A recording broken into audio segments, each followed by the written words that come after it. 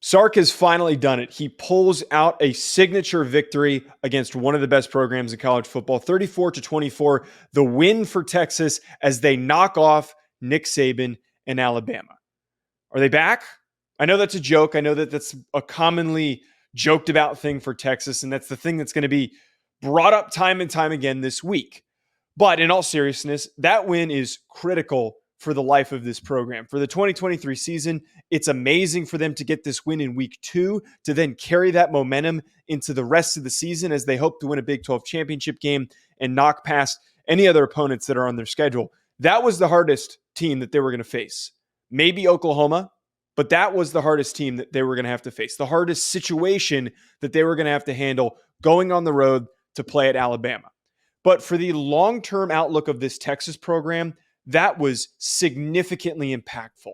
That win shows that they can go on the road and play against the best teams in the SEC, even if this might be a down year for Alabama, which I'm going to get to in a second, that they can go on the road against these teams and they can pull out victories. Strong, firm victories. Not close nail-biters, 10-point wins in which they felt like they dominated most of the game. That performance was amazing. And the way that they accomplished this is executing everything that they needed to do. On the defensive side of the ball, they bottled up Jalen Milroe. I know that he connected on some long passes, but they bet on the fact that he wasn't going to be able to hit some of those throws, that he was going to be off target. They kept him in the pocket as much as they could. They decided to load the box. They pressured him. They limited large gains when they tried to run the football. That put Alabama in such a difficult situation. And with multiple young guys on that offensive line, especially Caden Proctor, they weren't going to be able to hold down and protect Jalen Milroe that whole game. Caden Proctor had a really rough performance. I have a positive outlook for his career, but very, very bad game today against Texas. Anthony Hill played amazing, by the way. I have to throw that in there as well. And then on the offensive side of the football, they did something that I didn't even know that they could have accomplished. They did something that they need to do on a week-to-week basis for the rest of the year, which is connecting on the deep ball. They've got guys like A.D. Mitchell and Xaiver Worthy and Jatavion Sanders. All of those guys can fly. All of those guys can run. They can separate. They can get open in the end zone for 50-yard touchdowns. All three of those players, they're very talented athletes for their positions. But what has held them back, and it happened last week against Rice, that was the evidence that we were going with, is Quinn Ewers being able to consistently be accurate on those types of throws. When you're a quarterback with that big of an arm, you need to connect on those, and he did exactly that. I think that this win is going to be a significant confidence booster for Quinn Ewers for the rest of this season. I think it is going to carry throughout the rest of the year, and we're not going to see any more of those errant passes, him trying to gamble and make questionable throws, leading to interceptions, leading to fumbles.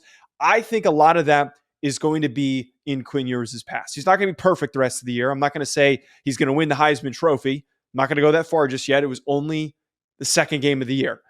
But I feel like getting a win like that on the road and playing one of his cleanest games ever in his career is going to help set him up for a fantastic season. I will go as far as to say this. That Texas team is really freaking dangerous. Last year, I got burned by saying the same exact thing because of how close they played Alabama. But I really do think that they're going to win the Big 12 championship if they continue to play that way in all of their critical games on the rest of their schedule. They answered every single massive question that I had about them. Flying all over the field on defense, getting after the quarterback. They have athletes everywhere, and they can stretch any defense. I don't know a lot of secondaries that are going to be able to keep up with that threesome of A.D. Mitchell, Xaiver Worthy, and Jatavion Sanders. That was an amazing performance by Texas, and I have to give them their credit. The second part of this that I have to bring up, and get pissed at me if you want in the comments, I said this last year when Nick Saban lost to LSU. And I'm going to say it again because this happened in week 2 against a team at home that they were expected to beat. Many believe that they were going to beat them. After a long offseason, a young roster, a new offensive coordinator, they looked like they took a step back.